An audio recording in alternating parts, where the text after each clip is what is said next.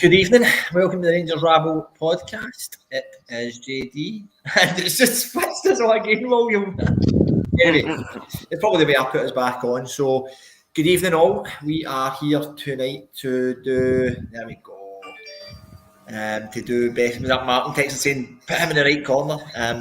We are here tonight to do best of the rest. Now, of course, there was no SPFL games, but we do have the Scottish Cup games to chat about. There is a game ongoing at the moment. Couldn't really care. Only kidding, of course. It's a game, but we'll maybe touch on that. I didn't really see the first half. I think we watched some of it, didn't we, guys? So I think we'll have a wee touch on it. What are you saying, Kerr? Nothing, I'm just breathing. All right, Well, put yourself in mute then. Tonight, I'm joined by Kerr, Wally, and Aldo. Are we good, folks? Yep. Aye, mate, no bad. We're good, and hello to everybody watching and the people in the comments. And yeah, Scottish Cup quarterfinals. It was, what isn't it? Wasn't it weekend there? It was. Yep. Listen, we'll kick right off. This might be shorter than usual, but I think as the chat goes on, there's maybe a few players I'll throw in that we can chat about. Maybe not propose them maybe if it Rangers players, but you never know. People that could add to our squad or whatnot. But we will kick off. Just good evening. Let me have a little look, see who's kicking about. Of course, CGM is there, and he's just saying gentlemen. So yeah, we are that. And Ian Ross, my good mate, he's back on. Changed his profile picture. I see that. Ian, good evening. And yes, Jim Gourley, that's fucking bang on, mate. Absolute bang on. Couldn't get it wrong. Sorry, mate. Fair play to you. And looking at your profile picture, you look like a banger and all. But anyway, we're all bangers. Yes. Anyway, and Mr. Alan there as well.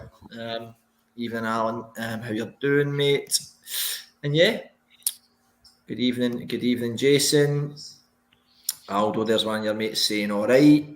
So yes, we will kick off. And listen, there's no other way or place to start, right? If we're talking about the best of the rest, but Tynecastle. Listen, what a game that was. Kerr, I'm going to come to you first. But the first question, I don't want you to jump into everything because I've made notes tonight, right? So I've got structure. Aye. So, Kerr, yes. my first thing was what I really noticed, the Tynecastle park. Oh my, it was like a bowling green for this beautiful luscious green. Nobody backed me up here. I thought the ground looked amazing. The park looked amazing. Especially for this time of the season, anyway. That's what I thought. Kerr? Looked green to me. Kerr! That's my opening to the best of the rest Scottish Cup special. I look better in the race course, put it that way. Tynecastle looked. I look better in the race course comparatively. Aye. I look better. Anyway, all right. Well, that's McDermott Park, put it that way. Okay, Kerr, I'll come straight to you and then. I know it's a player you like, but I thought he had a really good first half. Hearts obviously win the game 4-2. We'll come to the goals. Some of the action was brilliant, but first 10 minutes, 15, 20 minutes, Barry McKay was running the show, wasn't he? Superb. Barry's a great player. Plays his head up, can create chances galore. When he's got confidence, he knows he can beat somebody. He's superb. His thing is consistency with Barry. It's always been like that, but we all know how good he is. He done it at Rangers when he was a good player with us, and he's been at a few different clubs, and he always starts well, and then he kind of disappears. But at Hearts, he's a wee bit of consistency there, and there's a good chance he could be in the next Scotland squad as well, just because his performances have been really good. But he's very difficult to mark, Barry, because he can use both feet and go left or right, and he sees a path before defenders do. He's just a really good player. Well, we touched on Barry McKay last week a little bit, didn't we? But he's put in another cracking performance at the weekend there. Yeah, look, the one thing about Barry is he's very direct when he goes at players, especially. He seems to have got his confidence back a wee bit. I know when he moved down to England at first, he did well, a bit like what Kerr's saying, but then he kind of drifted and it didn't really seem to work out for him.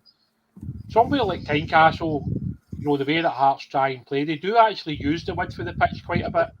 So I think it works well for Barry, and that he can get at players. And the thing is, like let's be honest about it. He's not going to come up against the same standard of players in Scotland as he did in England.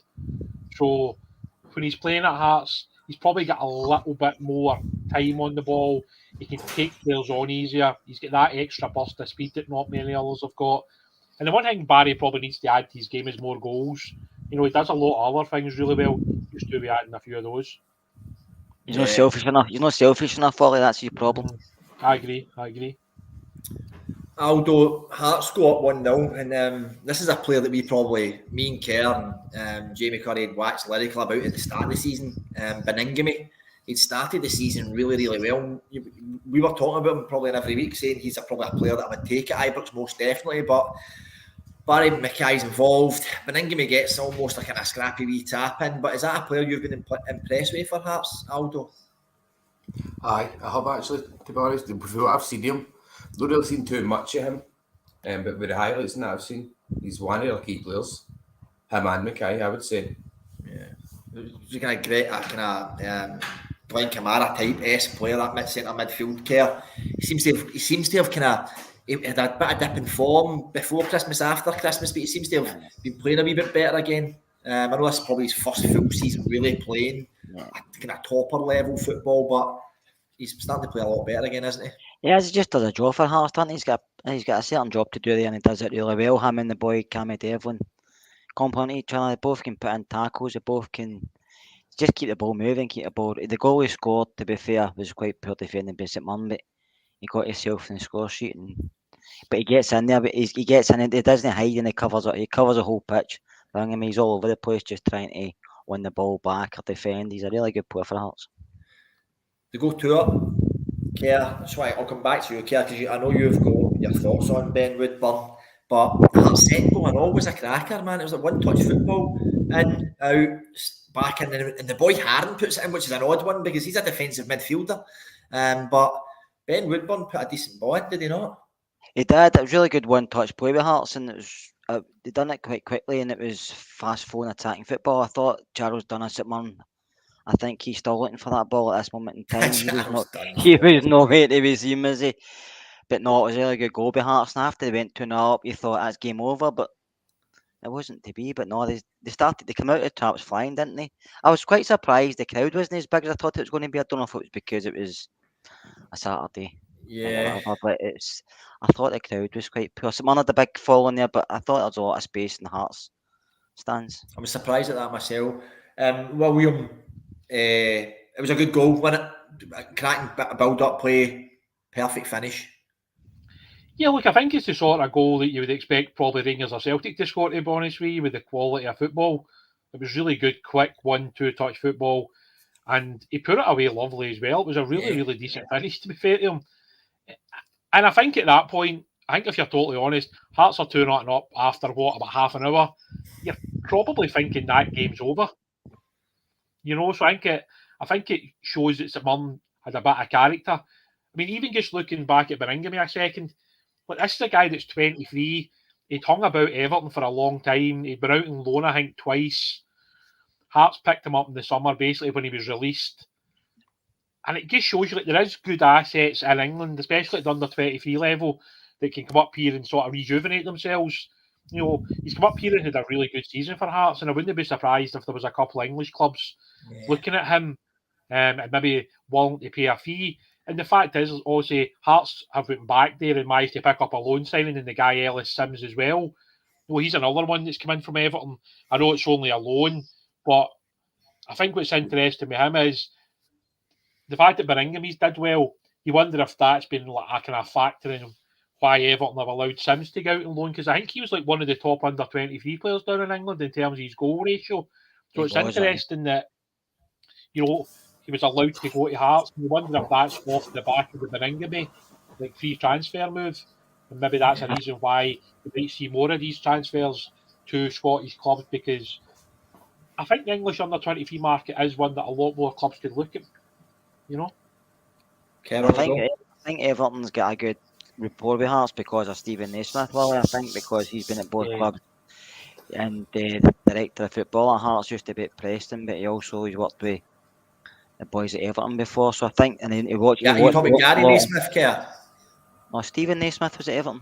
But Guy Naismith is, I'm not sure who he is at the moment, but Stephen Naismith, who's at Hearts, was at Everton when he played with Everton. So I think Yeah. I think that's the relationship they've Is got he there. the director of football at Hearts now?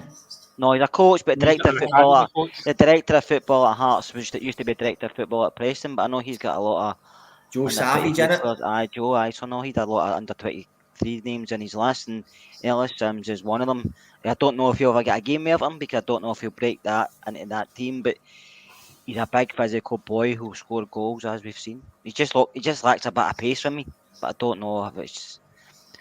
If maybe it's quicker than you think, but sometimes I just think he could be. If he was faster, he'd be something.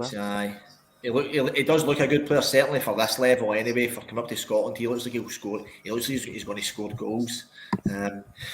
If you move on, it took like William's saying there at 2-0. Kerr, I know this is another player that we've probably gave a bit of stick to, but we said St Mirren. I mean, Kerr, you know, you're all man's a St Mirren fan. They've got some decent players, but there is some other players that are perhaps not that level. But where did Richard Tate find that cross for? Don't know, but he was poor the whole game, wasn't he? Apart from that ball in, Some ball. To be honest with you, I think it was very. It was just maybe. I'm going to say maybe hit it too quickly for Brophy, but Brophy done well to stretch out, and when it came off his toe, it could only go one place, and that's where it went, and that's how Gordon couldn't get it. But it's good. Eamon Brophy is another player who should be scoring more goals for the ability he's got. Yeah, Aldo Brophy had a good spell. Was it Kelly Winsett? There was a half season or a season he played really well for Kelly. There was a bit of chat about him going maybe elsewhere. He's ended up at St Mirren, which a lot of folk raised their eyebrows at the time, but great bond by Richard Tate. It was a decent finish. He just guides it in, didn't he? Gordon's getting no chance here, has he? Gordon's rooted to the spot, so that just shows you how good the finish was. He didn't even move for it. I think what made the goal was the cross, the power in the cross. All he had to do was get a touch on it. I thought he'd have went with his heat though, because it was he just guides it in, doesn't he? So it was a beautiful finish. The only other bit of action I thought before we talk about probably one of the best goals we've seen this season, perhaps, or definitely this weekend anyway. Willie, how did that bar no snap in half when Craig Halkett hits that for 5 yards? I know, normally when the big man hits a shot like that, it'll hit the back of the net. I was surprised he missed it, to be fair. Wow. But I think when you look at Hearts and the way that they played actually against St Mirren, I thought they were a lot more aggressive than what they had been maybe in previous weeks. And I thought that was interesting. Maybe the manager kind of looked at the situation and felt, I think like cup games are different in a lot of managers' minds. I think they see it as a one-off tie and they just want to go at it. And I think Hearts try to do that. And I think when you look at the way that Hearts played in that first half, I thought they were the far better team and they created more chances. And if you're honest, they probably should have been comfortable at half time if they'd taken the chances that kind of fell their way. Kers, I don't know if you know the answer to this one, but I seen Tanser went off early doors in the second half. Surely that's an injury, is it not? Because he's been probably one of St Mirren's main players, isn't he? He gives him a better shape when he's here because he's kicking up and down the left and he puts in a decent ball. But I'm not sure if he was injured, if it was tactical, but I think it probably was injury because I think you would take Scott Tanser off. Just going on one point, Jink, I can't remember what player it was. I had a shot away. I don't know if it was Brophy, but Halliday made the late tackle. Do you think that was a penalty? Nah, I didn't think so. I know the one you're talking about. See, I do because like James McPake spoke on Sportsy and they mentioned about Kyogo with Livingston. Do you know what I mean? Aye, true. And if that's outside the pitch, you make a tackle and the ball's away, it's a free kick. So how's it not a penalty? What I was going to say is, I think like the thing you've seen already is like you look at the penalty that we got against Red Star. It's like Kent's not actually in control of the ball, but then after that there's contact in the penalty area and it's awarded. So if VAR is implemented in Scotland next season, that's probably a penalty, like sort of going with the rules of the game. Whether you agree with it or not, that's like a different opinion because like the Kent one's obviously caused a lot of like sort of debate, you could say, obviously. So, but the reality is, if you look at the rules of the game, that is a penalty. But for many of us that's watched football for a long time, we wouldn't give that as a penalty. No, I'm just going with football nowadays. No, you're right. So I mean, like if that incident is shown on VAR it's likely that would have been a penalty, and that could have changed the course of the game potentially. Aye. It'd been a soft penalty though. It would have been, mate, but this is the thing now with VAR. When you look at some of the decisions that's been given recently, and some of the red cards, I mean that one who we're going to talk about obviously soon, like the Motherwell game. See if you watch that back in VAR, I don't know if there's enough evidence to overturn the red to a yellow. Whereas if the referee gives a yellow, there's probably not enough to make it a red.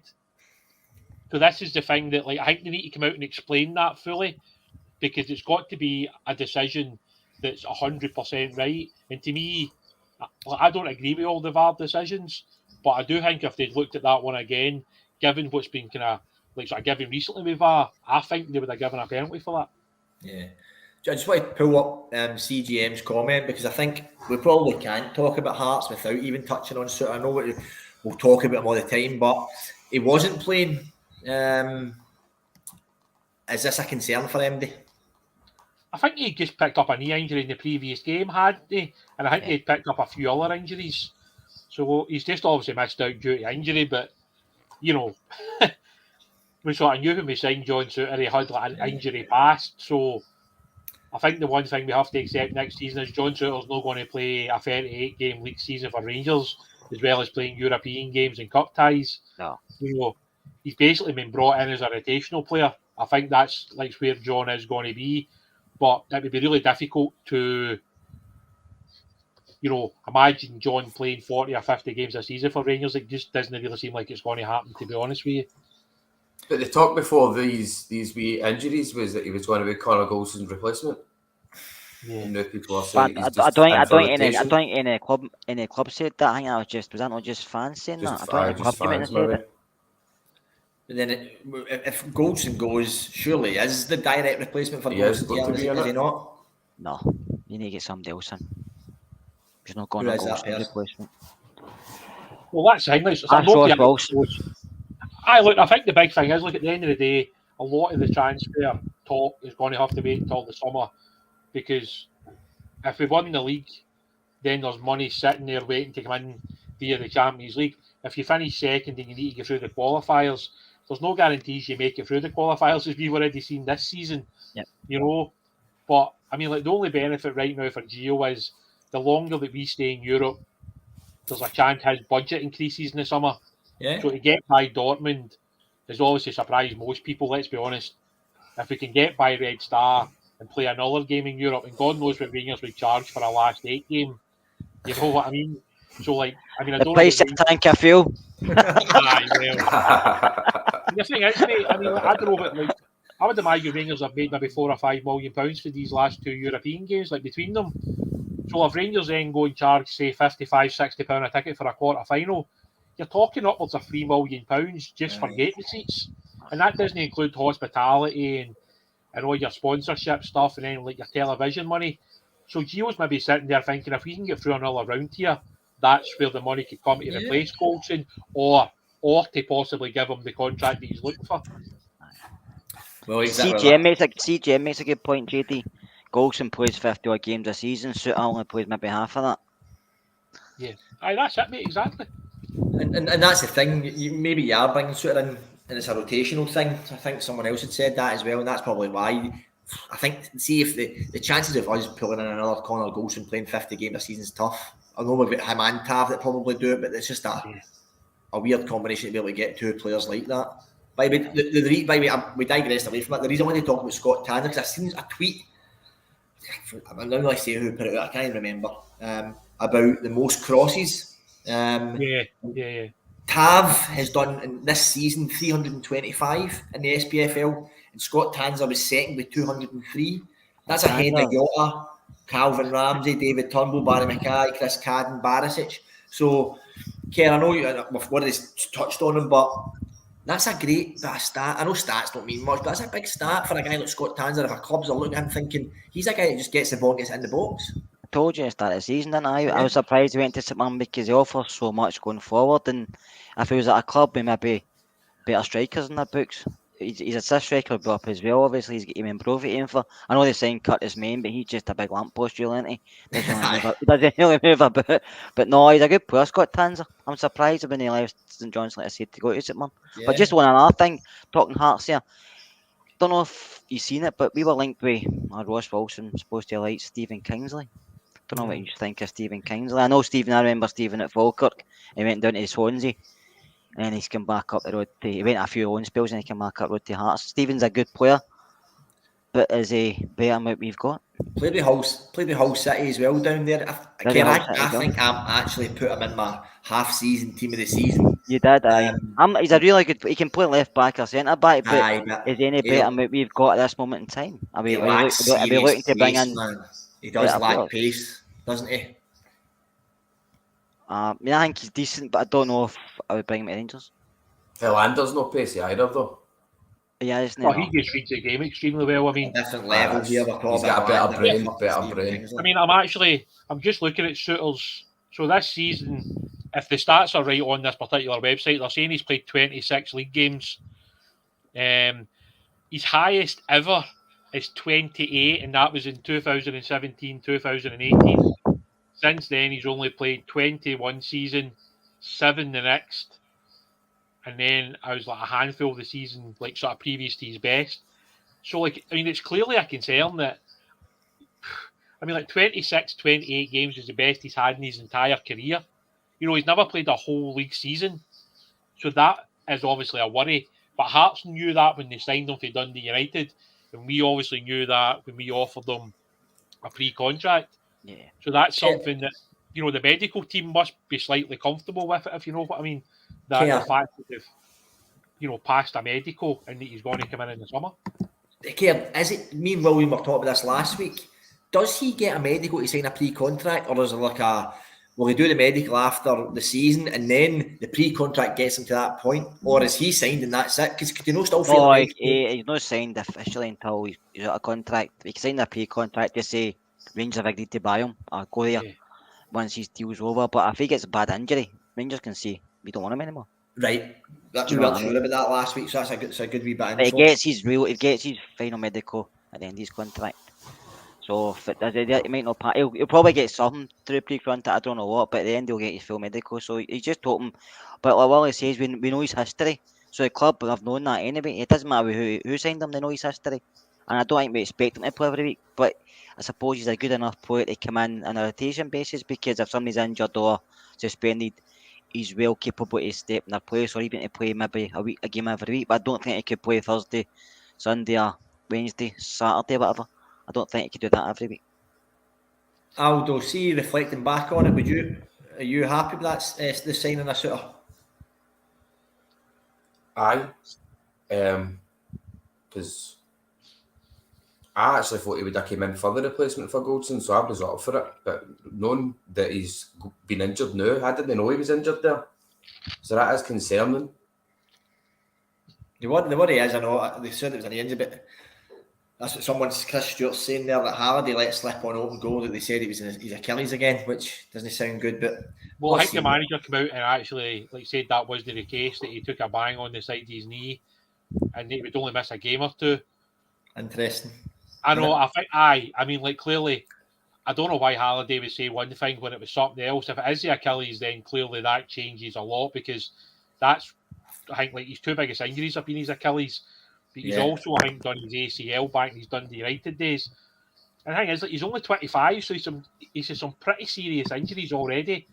So you kind of wonder, you know, how long can the body sort of hold up for, if you know what I mean, when you've had that many serious injuries at that age. You look at something like Wilshere. Wilshere was probably one of the best midfielders in Europe, but the injuries have basically took their toll on him. Yeah. And no offence to the guy, he probably shouldn't be playing in Denmark right now, but that's where he is. You know what I mean? Because of injuries, this is why there's always going to be a concern around Souttar. The fact he's going to cost the club nothing in terms of a transfer fee, no doubt, the agent's getting a cut, and obviously Souttar will get a nice wee kind of cut of wages as well from his time at Hearts to Rangers. But it is a concern. Anybody that says it's not would be lying, because, you know, given his injury history, there's no guarantee the guy's going to be able to sort of play the games that maybe most supporters would like him to.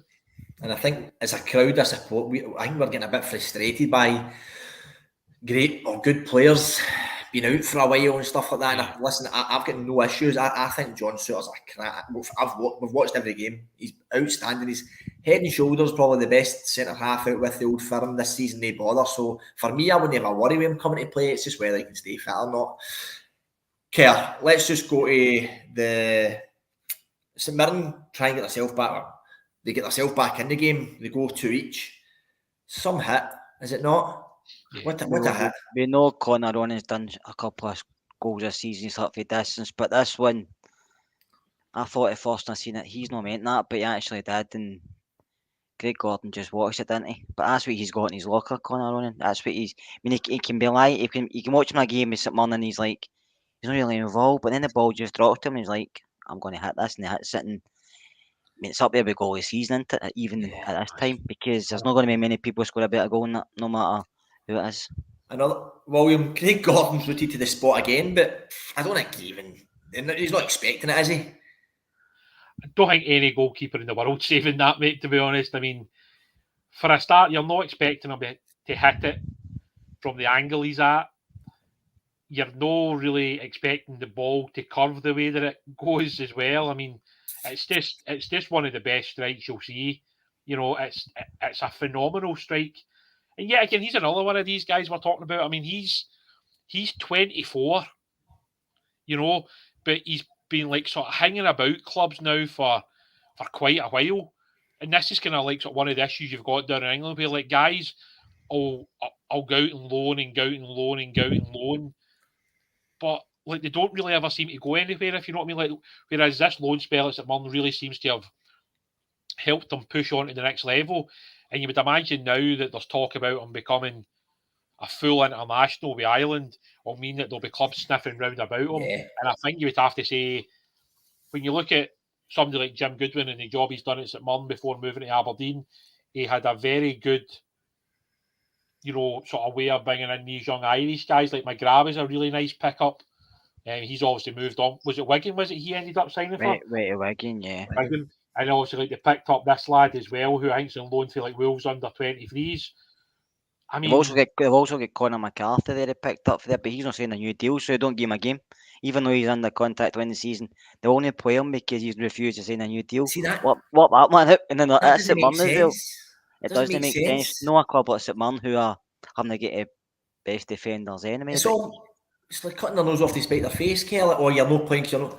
The guys, you gave him a contract. I know. They gave him a 2-year deal or 3-year deal. So coming to the end, he's seen his contract out. What more do they want for the guy? He doesn't want to sign a new one. He wants to go and develop his career. I think it's pretty. He's been linked to Aberdeen, but so is the keeper.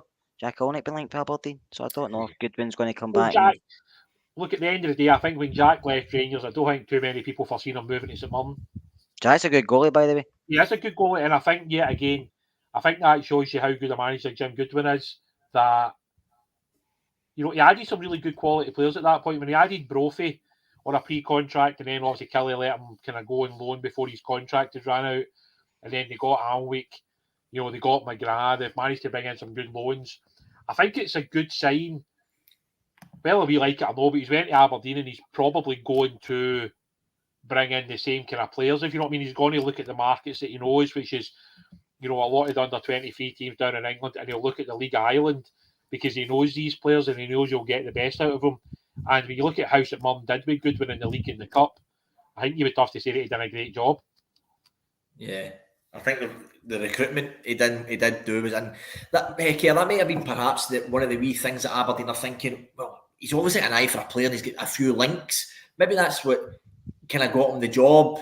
Get him the job, because it was a bit, not a surprise, but it probably wasn't in the top 4 or 5 names that we would have thought would have got the Aberdeen job, was he? I don't know. I mean, he's done well with Alloa, went to St Mirren, done well. I think Aberdeen's probably a next step up. He's not going to go really anybody else, is he? And Aberdeen have brought in Glass, which failed dramatically, so I think they have to go for somebody who's a bit more conscious of the SPL and somebody that knows the environment here. And Goodwin fits that bill. Plus, like Willie said, he can pick up players for England, Ireland, and he's working with a bigger budget, wage-wise, maybe no cash-wise, but wage-wise, so he can go and sign free transfers and maybe just slightly better quality because he can maybe offer him a couple of grand a week more.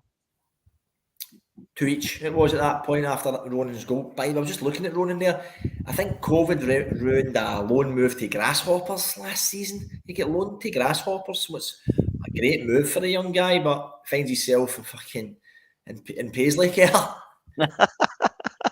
That's not the best place to be. Meanwhile, he's staying Paisley, but it's not the best place to be. But we're still here. I'm 49 and Wally's 59 and we're still here. Do you know what I mean? Fucking hell, man. You know these ages away, Wally. Aaron McKenniff comes on for your boy Woodburn care. What an impact that was. His first touch. Does he chests in? I thought he kicked it in, no? No, I think he uses his chest, I think, to use it. Chest. I thought it was a bit like a roof in it. It was a great finish. It was. He's a decent player as well. Just not a lot of game time in it, you know. But he's a decent player, that young lad. Where did he come from? I think he's another League Island one. I think Hearts actually paid a fee for him. It is. It's been a big impact that players come over for the League of Ireland in recent years to Scotland. Well, that's a normal path for them, though, isn't it? A lot of them do go to England, but it's a good pathway for them. Well, I mean, he's another one that I think he started off in England. I think he started off in Northern Ireland and then he went to England and then he obviously went and signed for Derry and then he went from Derry to Shamrock. I mean, there was rumours that Hearts paid, I think, about 200 grand for him. So, I mean, it was quite a big fee. But yeah, again, I don't know what like the kind of international status for this kid is, but I know he has played for Northern Ireland at youth level. But because his birthplace is Derry, it's obviously one of those ones, you know, like it's either London, Derry or Derry, isn't it? Like depending on like which side of the fence you're on. So, you know, he might end up playing for the Republic, he might end up playing for Northern Ireland, but I thought he made a huge impact. Yeah. You know, he scores a goal and then he obviously sets up the other goal. But then that's one of the things that Hearts have been able to do is they've been able to add some decent players in January. And I think, like, sort of when you look at something like McAnuff and you look at Sims, I think, like, both of those guys over the last few years who've come in those windows have managed to make an impact. And that's exactly what he did when he came off the bench. They kind of stretch away and make it 4-2. But again, what a ball in. A bit similar. This was similar to the Richard Tate to Brophy goal a wee bit, wasn't it? The McKenniff whips it in and Big Richard Tate was involved in that. I think he's still trying to catch him. He was treading water there, wasn't he? And then Charles Dunn just stands back to the boy for Sams that puts it in the net. No, it's pure defending, but it's a good goal for Hearts. Hearts are quick on the attack, aren't they? They got up the park, 1-2 touches, they got up there and they get the ball in the box, but they've got players up there that can score. They've got Sams, they've got Boyce who links everything up. I like Liam Boyce. I think he does so well with a team like Hearts. He's always involved, and I think he can make the players run about and play better as well. Hearts have got a good side, and to come up for the championship last season and then be third in the league and win a cup semi-final. Robbie Nielsen's done a great job. Yeah, we touched on him last week, Willie, didn't we? Robbie Nielsen is doing a great job. Kerr's nailed it there. Third in the league and a cup semi. Yeah, well, I think at the end of the day, Hearts have always been one of the biggest clubs in Scotland. So when they dropped into the championship, obviously they had the budget, you know, to go out and sign really good players. I mean, how many championship clubs in Scotland can go out and sign Craig Gordon? You know what I mean? So that was like the biggest thing. And I think the big thing for me as well is like they come into the league this year and they've been pretty good.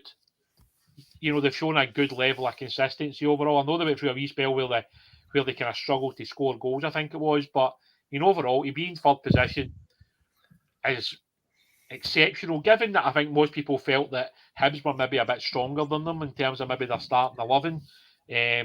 Aberdeen, I think, even though they brought in a new manager, I think a lot of people felt they would be strong again this season. But it's been proven that Hearts have been the third best team in the league this year, and they're likely going to finish in third because of the points gap already in place. Yeah. Okay. The only thing I was wanting to mention was Jack Anick, and I think you'd have touched on it. I thought he played really, really well as well because Hearts attacked fast and they had a couple of good saves. But Kerr, if you're saying there's an opportunity, is he out of contract for St Mirren as well? I'm not sure if he's got a year left or he's out of contract, but he's close to it. Aye. I know he'll probably go. If Goodwin's on for some players, I might go because he's a former manager and they might just go up there and plus we'll get a wage rise at Aberdeen and They need a goalie and all, don't they, Aberdeen? That's probably one thing they've stood out this season as Big Lewis has been struggling, isn't he? Aye, he's kind of done it. He's getting to the Aye. end of his career, and I think Jack would be a great signing for Aberdeen. Yeah. I'm just checking here. It does look as though Jack's out of contract in the summer, if this Right. website's right. So he looks as though he signed a 2-year deal for St Mirren. So if that's the case, there's probably going to be a few clubs sniffing about Jack, because he is a decent goalkeeper, especially in Scotland. Yeah. You could argue that he's maybe one of the best out with, Rangers and Celtic kind of thing. Is that where they see a lot of these lower end teams or even mid tables SPFL teams? It's really that's where I think they lose out a lot when they only give out 1-2 year. I mean, Livy, I think they just give out a year's deal to most people. A lot That's of just financial. That's what And budgets, but in it they can't really go longer than that because it's not sustainable because they don't know if they'll get relegated, if they'll get a cup win, so they can only go with what they can afford. Yeah. They never get a transfer fee out of most of their players, though. The boys come in, there's that Jack Annick, couple of seasons, does well, then he'll move on to the next level, Hearts, Hibs, probably Aberdeen. Okay. Motherwell 1, Hibs 2, and the other game, Saturday. Yesterday, wasn't it? Aye, yesterday. Aye. Aye, this is Monday today, isn't it? Yeah. Losing track of days, honestly. Let's just do the first talking point, right? William, we'll come to you. And this is contentious just now with these type of tackles and VAR would have caused it. Is Mugabe's a red for you? No. My first thought was no, and even when I seen it on the replay, it was still no. I think the problem with Mugabe is, and he's obviously had a couple of tackles against us as well.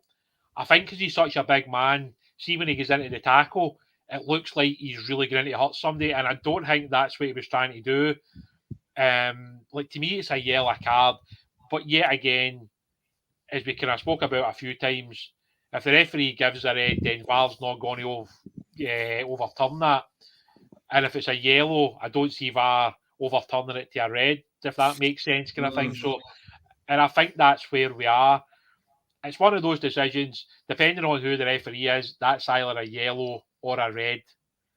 And it is purely just down to the official. And it was Willie Collum, I believe. So, we know that Willie... Was that? We Gollum. Aye. So, I mean, at the end of the day, whenever he's in charge of a game, you should probably put a bet on somebody getting sent off because, over the course of a season, he does send off a fair amount of players. And I was actually surprised that he didn't even it up, to be honest, at some point if he had the opportunity. Why does he not then give, is it Jordan Roberts, why does he not send him off in the 7th minute then? Because I thought it was pretty similar, wasn't it? Yeah, I thought it was worse. Yeah, I thought it was worse. That's what I was going to say. I actually thought that was intentional. I thought he was going to do the boy. And I think that's why there was such a huge uproar in the bench for that one, because if you're going to, red card Mugabe, then what's your reasoning for no red card in Miller, lad? And that's just what I mean about the consistency. So, I mean, if you're like the manager after that game and you go in and see the officials and say, well, I've looked at their 2 tackles and they're exactly the same tackles. One's been a red, one's been a yellow. Like, how can you explain to me the difference between those 2? Because there's no difference in terms of the intensity of the tackle, the speed of the tackle, the physical nature of the tackle. And yet again, it just confirms what we've been saying for quite a while now, that the consistency of refereeing in Scotland is just poor. And that's just something we're not going to get away from until either we become full-time referees or if VAR's implemented. Even when VAR's implemented, as we've seen, it doesn't always get everything right either. Kerr, I'll ask you the same question. You think Wee Willie was too quick to flash the card? I think by the let the lot, it's a red card. Both of them are red cards, to be honest with you. But the first tackle for me, Mugabe didn't want to hurt anybody. He was just trying to win the ball. He didn't. He went slightly over the ball, but he got the ball went over the top of it. But I think the reaction for the Hibs players didn't help. Right. I think that was poor. And I think Mr. Toa, as in Portis, made himself right. I mean, he jumped over his own player to cheer somebody else getting sent, a fellow pro getting sent off after 3 minutes. To me, that's not right. But obviously, it's Ryan Portis, and he seems to get away with things in the park. The second one, Roberts, there's a red card, but it's a yellow card. I think because it's so close to the first one, he doesn't send them off. So madness, though. That's mad, it's madness. It's just the way football is. I mean, I know everybody says the letter of the law. So do we always go by the letter of the law, or does it come down to the referees? Kinda. Does he think? Does he maybe think in hindsight? Shit, I've maybe been a bit too quick with that one there. And maybe that's why he's not doing the second one. I don't know, but I thought Porteous' reaction as well. Like, you can speak all right. We have spoken about Porteous on Best of the Rest a good few times, Kerr, but I thought his reaction was honking as well. But Hibs go up 1-0. Now, Melkerson is the young guy they got from Bodo Glimt in January, wasn't it? There was a wee bit of noise about this boy coming in, and they've took their time bedding him in. They've kind of done what's known at Ibrox as the Aaron Ramsey bedding in period, William, with this Melkerson boy.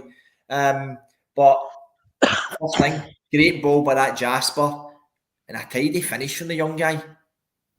Yeah, well, I think he's one of these kids that I think he was out on loan for Bodo to, I think it was the league below. Yeah. And he scored, a decent amount of goals. So I think Hibs did well to get him, and I think they gave him like a 4-year deal. So, they obviously have great belief in the kid to give him a 4-year deal. I know he's only 19, but handing out a 4-year deal is pretty impressive. I'm just looking, so last season, it looks as though he scored 17 goals in 26 games in the league, which was the league below the top one in Norway.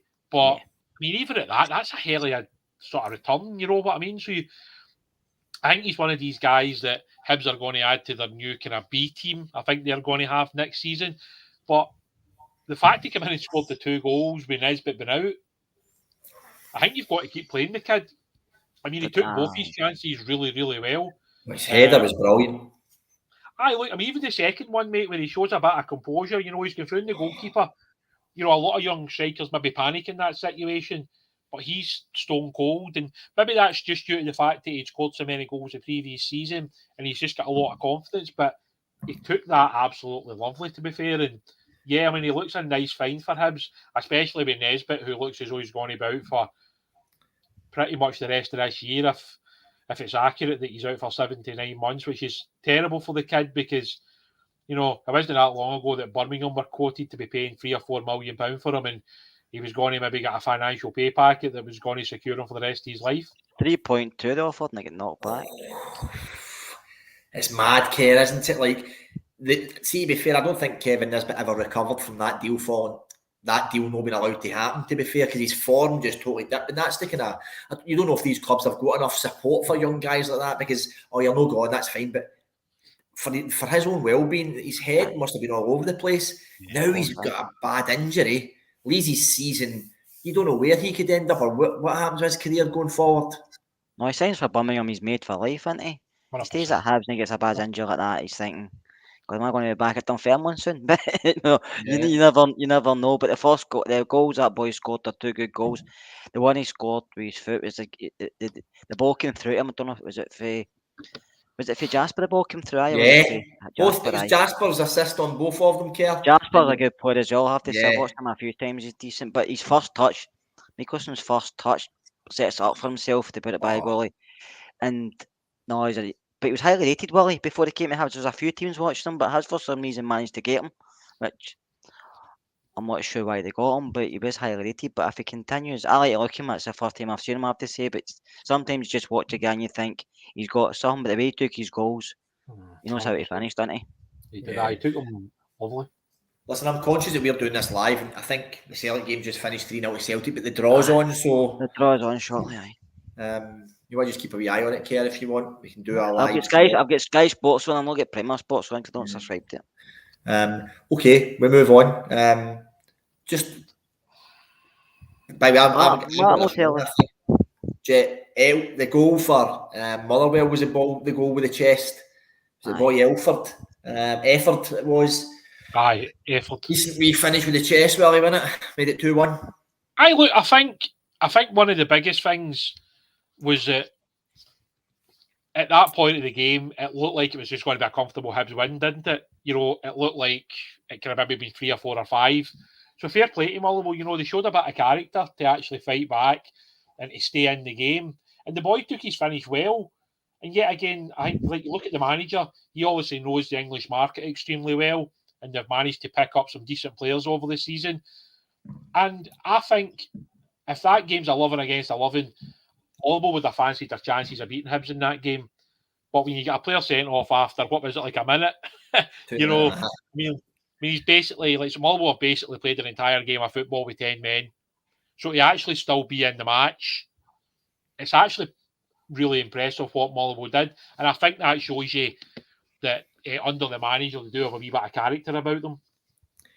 Can I just go back and touch on the boy Jasper? Has he been signed by Hibs? Aye. I think he's in loan, isn't he? In But I think he can sign in the summer. There's an option to buy, aye. He's in Yeah. that group. Was it, did they get him for Holland? Oh, I think it was for Fulham. Or was he for Fulham? I thought he was going for a team in No, I'm Holland. pretty sure. I'll just double check. Fulham 23s, but it says on loan from He's on loan for Fulham, but I think they have an option to buy. Right. I'm He sure that he looks a decent player. He looks like a player that could make a wee bit of an impact for them. But saying that, so did a few other players that go to Hibs and then end up going no making an impact if they move on. But no, he's got a good touch on him. He can pass a ball and he's quick. So as somebody, he's probably just a replacement for Boyle, to be fair. But yeah, he looks. I was just looking at it here. He was born in England, right? Yeah. But he's got Bulgarian citizenship. Welcome back to a new video. Now today, it's come to my attention that a few of the Patriots fans from the Super Bowl have. I'm just looking at that there. So basically, he's actually. I was watching a video and it just cropped up with that sound there. But he was born in England, but he plays for Bulgaria under 21s. He's only 20 years old. Rangers will face Celtic in the Cup semi-final. Aye, Celtic Rangers. No, Rangers Celtic. Take that. Hearts, Rangers Celtic. Let's just talk about that then, as soon as that's just happened, right? Rangers Celtic. My reaction is that I would really have loved to have got Hibs in the semi. I wanted to get that fucking that monkey off our back, man. I really did, but it's an old firm semi at Hampden, William. What's your initial reactions to that? Yeah, look, I mean, at the end of the day, if you're going to win a competition in Scotland, you need to beat Celtic to it more than often, don't you? So, from my point of view, I certainly don't have any fear of playing them. You know, I mean, obviously last time out was a disappointing performance, but I think we've shown since then that we've kind of regrouped and we've stabilised and we're kind of back to where we were before. Yeah, I mean, I think the big thing is, also, our record at Hampden in previous years isn't particularly great, so obviously there's a bit of apprehension among some of the support. But for me, it looks like we're going to be playing Celtic 3 times in the month of April or whatever. Yeah. So, it's going to be a busy period. But look, this is why we play football, and this is why you watch football. Yeah. This is why at this time of the season, you want to be playing the best games, and 100% that. Celtic will fancy their chances, we'll fancy ours. It's going to be a massive semi-final. It'll probably be the Sunday, no doubt, because they'll play the Hearts Hibs game on the Saturday, we'll be the Sunday. Yeah, look, it's great. I mean, bring it on. That's what we want to be doing. We want to be playing in the big games at Hampden. I think on the big pitch at Hampden, it suits us as well. The width that we can get into the game, we can. Celtic will feel the same with Jota, etc. Yeah, it should be a great game, but as always believe that Rangers will come out on top because, that's what we were brought up to believe, wasn't it? So, of course it was. Kerr, is there any chance we can get this game played at Ibrox on a Thursday night? To be honest with you, I'm the same as well. I know that last time we played them, they won quite comfortably, but I'm not scared of them. I think probably our last best performance at Hampden was the final against them. I know we lost it, but we played really well that day. But no, if we can play the way we know Rangers can play, we should go there and we should be confident because we're playing really well at the moment. And I don't see anything that Celtic are better than us. It's just we were poor at Celtic Park the other week, so I'm quite happy with that. You have to beat somebody. You have to beat 2 teams to win it, don't you? So if Celtic's won them, that's fine. Look, see, at the end of the day, see when you see the teams that's went through, Hibs, Hearts, Celtic, Rangers, it was going to be a tough semi-final regardless. Well, Celtic drew Hibs, drew Hearts, we drew Hearts, Hibs, Celtic. It didn't matter. It was going to be an extremely tough, sort of game to win. So at the end of the day, whether it was Celtic in the semi-finals or it was Celtic in the final, you know, it was going to be tough whoever we had to play over the 2 games. I think for Scottish football, that weekend's a magnificent weekend of football. You've got the Edinburgh Derby and then the Old Firm. Why would you not want to show both of those on television and get the maximum exposure possible? I think it's great for the game. And yet again, this should be when, you know, all the clubs are champing on the door and they're saying, this is why we need to get a better television deal. This is why we need to get more money invested in the game. Because those 2 games, I would imagine both games will be packed to the rafters. Hibs and Hearts will sell out their game. Rangers and Celtic will obviously sell out theirs. It'll probably be a Sunday game, I would take it. I would imagine Rangers Celtic will be the Sunday, you know. But it's massive. It's massive for us. And obviously, you know, we've got the potential to play them 3 times in the space of like 4 or 5 weeks. So, Will this interfere with our semi-final Europa League? I'm only kidding. look, mate, I mean, it's crazy. Like, you get by Red Star, you're going to be playing like sort of 2 quarter-finals. Celtic potentially 3 times. It's a crazy. Could be an expensive month, April.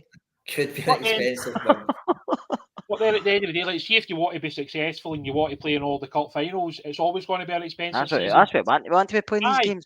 Players and fans, so it shouldn't matter. No, look, at the end of the day, I'm sure a lot of people would like to stay clear of Celtic for obvious reasons. But I'm just a big believer in whoever we play, we play. And if we need to beat them, then that's how it is. You know, when we drew Dortmund, my first thought, and I know people probably think that's the right case, my first thought is, yeah, we can do it. Why can we not? You know, like, we're Rangers, we're good enough to beat anybody, and that's what my belief is that we can do that. So when we beat Dortmund, was it a shock to a point? Of course it was, because they were a top-class team. But like, Rangers have shown enough since Gio's became manager. I mean, like, he's lost 1 game of football, which is fantastic. But the problem is that 1 game was to Celtic at Parkhead, and it was a rank for 45 minutes. And that's a game that matters to a lot of people. Of course it is. And that's why, like, come like the league game on the 3rd, I think it is, and now the cup game, which is 2 weeks later, we expect to win both of those games. It's going to be extremely, extremely difficult, but that doesn't mean we can't do it. You know, and this is probably now, you know, the manager needs to look at it, and he probably needs to use his squad a wee bit, because... Well, how many subs will Gio make in April? I think we should put a book in that. How many subs will Gio make in April? Matty boys thought about that one already. I'm here to ask the hard-hitting questions, Kers. I'm going to ask you whether you like this question or not. Do this group of players have a Hampden hoodoo? I don't think so. No, it looks like it looks have like. They ever won a game at Hampden? Then? Oh, Tav hasn't he? They still win a game at Hampden. I think they know themselves. It doesn't matter who does are there to be broken, aren't they? Doesn't matter who you are. So, and the players know that, and the players will go there with confidence, because they'll be looking back at the last Celtic game thinking that wasn't us. We're better than this, and they'll go there expecting to beat them, no matter who it is. So I'm confident the team can. I'm confident Gio will fix the team out. If he's done it the last few weeks, we played really well. I'm confident in that. And if everybody's fit, then why should we not go and win every game we play? Yeah. Listen, I'm not going to go back over the Celtic game. They did win 3-0, put Dundee United. I don't think we expected anything else from it. I know there's been a lot on Twitter. Hitatis, is that a sending off? That is, yeah. I mean, I've only seen the replay of it, to be fair. So it's hard. I've only seen one replay of it. It looked very similar to Bagabi's. So depending on who the referee is, someone that gave yellow, someone that gave red, it just means in this occasion he got a yellow. I just think that's the inconsistencies that we continue to talk about. Until a tackle like that is either a straight red or it's a yellow, then like people are always going to debate these tackles. But I think the most interesting thing is in games against Celtic, they always come out the blocks quickly. And the big thing with Celtic is staying in the game for probably the first 30 minutes, because that's how like sort of Postecoglou plays. It's very much in your face early doors. So if you can get through that 20-30 minute phase and get your foot on the ball, I think that's when you can get on top of Celtic. You know, I think when you watch the European games in particular that Celtic have been beaten in, it's getting through that first phase Yeah. and then grown into the game, you know. So for me, if you can stay in the game and then get on the front foot, we have more than enough quality in the final third of the park with Aribo, with Kent, with Morelos, with Roof, with Sakala. So I mean, the big thing for us is just keeping players as fit as we can. Yeah. You know what I mean? That's the big thing for us is it's like getting through April with as many fit players as we possibly can. So for us, that is paramount. If we lose 2 or 3 players to injury and then you're almost having to play the same 11 game on game, you've seen how quickly, we can fatigue a wee bit, especially when you're playing the Thursday, Sunday. Yeah, it's going to be difficult, and the players have to just take a game at a time. We can't look too far ahead because there's a lot of games coming up. And I agree with you, Celtic. I've seen them a few times, and they do come out the traps quick. But in the SPFL, they get away with it because after they maybe score, even if they only score one, Yeah, apart from maybe Hearts who come back into the game, Aberdeen did it to a point, but everybody kind of just keeps playing the way they're playing against Celtic. They'll sit with their low blocks and stuff, so Celtic have all the ball anyway. Hearts came back and were unlucky to nick a point. Aberdeen got to 2 each, and then Celtic scored a quick one. So if we play them and they don't score after 20 minutes, 25 minutes, then they do ease off the gas because they can't maintain that for the whole match. And that's how we can open them up because they're not great defensively. Because United had a few chances tonight that weren't great chances, but they picked them off a couple of times. But they're not great defensively, Celtic. Can I just jump in? If there's anybody who's jumped on, because our viewers have went up when we only had maybe because the cup draw. Aye, so we've actually been on for an hour talking about the best of the rest, the SPFL teams, the Scottish Cup special, talking about other games that are on this week. So, but obviously the draw happened as we were doing that. So I think Martin's just quickly changed it and just doing a reaction to the draw. So I think maybe people are jumping on thinking, what he's actually doing here? Where have he been for the last hour and what he's been talking about? We've been talking about all the other Scottish Cup games and all the goals and stuff and the incidents and the reds and yellows and stuff like that. But we did just draw Celtic in the cup. Hampden, we'll play that. That's a Sunday game. That's a Sunday game. There's no even a question about that, Willie. That's a Sunday game. No, yeah. I mean, let's see. To be honest with you, it would be preferable if we played on the Saturday, if it was possible, because of the pitch. Because when you're playing like the second game, sometimes it can be difficult because the pitch can get churned up, especially if it rains like the day before. But that's just something you have to accept. And obviously, the European thing obviously kicks in as well at that point. Yeah. So you have to kind of look at that as well. But yeah, I fully expect this to be a Sunday, maybe 12 or half 12, because the police don't want these games too much later than that. No. Because it just leaves too many people to sit in the pub dinner or get drunk in the house or things happen. They just go to a pub after the game and cause a problem. So it doesn't matter either way. No, but like the thing is, like, so that seems to have been the mindset now for a while, is that these games will be early kickoffs, and then like preferably they want to get you back in the house, don't they? But look, for us, obviously this is a Rangers podcast, so this is the most important thing, is talking about Rangers rather than Celtic. So, like from my point of view, if we can put out our strongest 11, something we weren't able to do at Parkhead that night, which was unfortunate. We had some injuries, we had players missing, etc. That's just one of those things. Whereas this point, we seem to have most of the players back fit. Ramsey's obviously played his 80 minutes. Hellander's now back. He's played a couple of full 90 minutes. Balogun's fit. Jack's back in the team. Morelos is back for international duty. All these things all play a part. So, of course, you're hoping that we don't pick up any injuries, that nothing happens. But at the end of the day, like the manager, even after that last game against Dundee, the manager's probably got some decisions to make for Thursday night.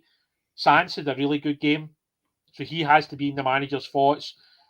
I would imagine that Ramsey doesn't start, but the manager's probably got a bit more faith in Ramsey now. The fact that he lasted 80 minutes and he didn't break down. Yeah. Morelos managed to get a break after 45. Obviously, Kamara got a break after 45. Kent was about to come off before he took that kick, typically. But he should be fine. Alan McGregor managed to get a rest. Yeah. So, for us, this is what we need to do. And I know it's a crazy thing to say, but see if we manage to get a couple of goals against Red Star, we could maybe look at taking players off and starting to think about Sunday. And then on Sunday, if you're playing well against Dundee.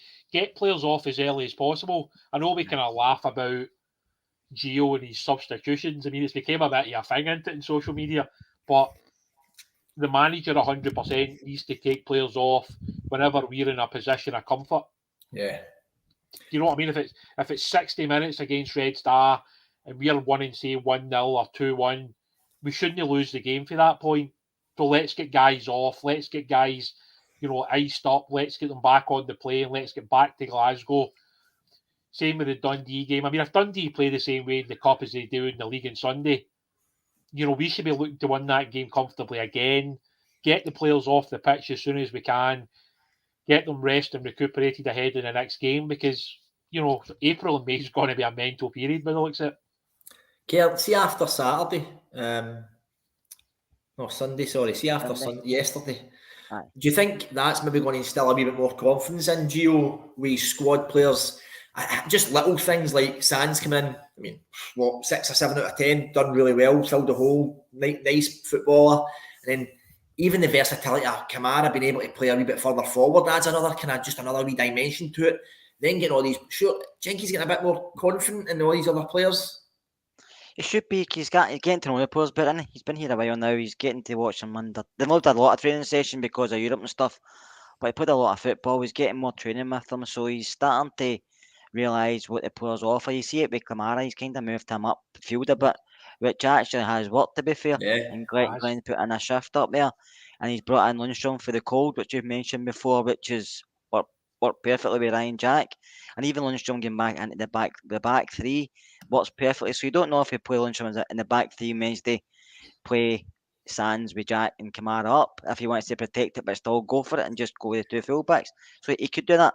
Ramsey, to me, I wouldn't start him on Wednesday just for the fact he is recovering from injury, and I think over there it could be an aggressive type of match. So I wouldn't want Ramsey getting injured again. I think next Sunday against Dundee, he could start. He could probably get a goal and then kick on. Could be 90 minutes maybe. The league and the cup, I want him in Europe. If he get through, but I think just Thursday night, I think they will come out quite aggressive to try and get a goal or two. And I don't want Aaron Ramsey to get injured because if he gets a bad injury, even injured, he might not play for us again.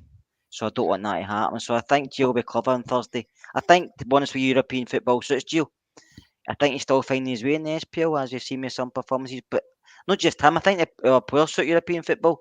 They've got more time in the ball and they express themselves better because I know playing against 2 banks are 4, or 2 banks are 5 and a 4. Do you know what I mean? So and then European football teams come out against you, so it gives us Kent, Morelos more space to plenty as well. So I'm looking forward to Thursday. I'm not worried about Thursday. I'm actually looking forward to the game. I think it'll be entertaining, but I think we'll go through.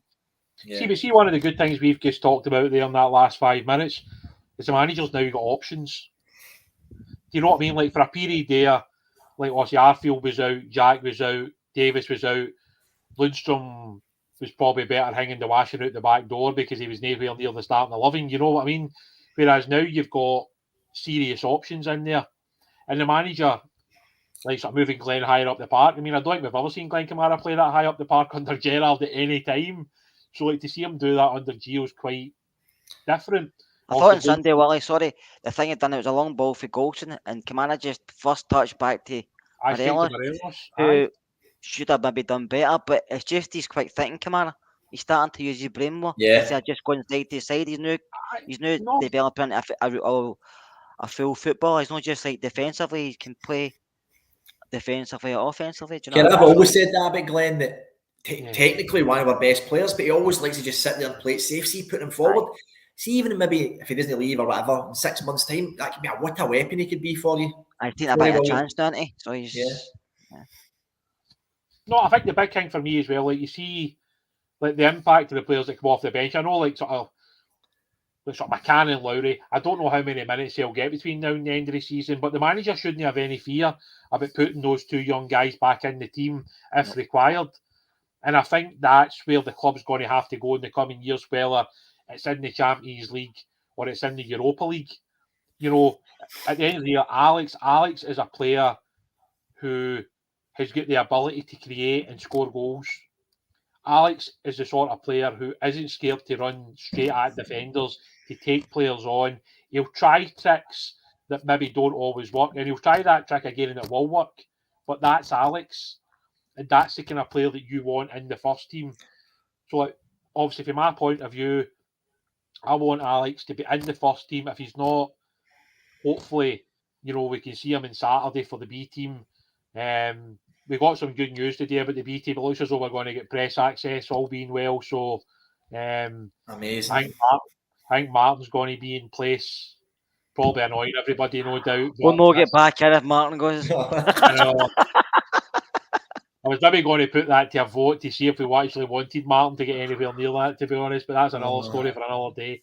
Just tell me to keep quiet. No. But look, I think for us, it's good that we're in a positive mindset. Yeah. We've had a reasonably good last couple of weeks with the Dortmund victories, with the Red Star victory. We've obviously managed to win a couple of sort of tight games in the league 1-0. We obviously won the cup game at Dens, so that was really important. But I totally agree. I mean, it's nice to see people like sort of commenting on the academy players. I've always been watching the academy now for like 6, nearly 7 years. And I know I kind of keep going on about like the talent's here, but the talent is there. It's just up to the manager to give the guys a chance. Yeah. And Alex 100% is somebody that, if given his chance, will take it. I just hope the club can, sooner rather than later get him on a new contract, because the longer it runs on, people start to worry that he could be the next one to leave in the summer, because if he doesn't sign a new deal, then Rangers are forced to sell him, which is not what the club obviously want to do. Yeah. I think with Alex Lowry, you see him, he's still a known quantity to a lot of teams in Scotland and in Europe.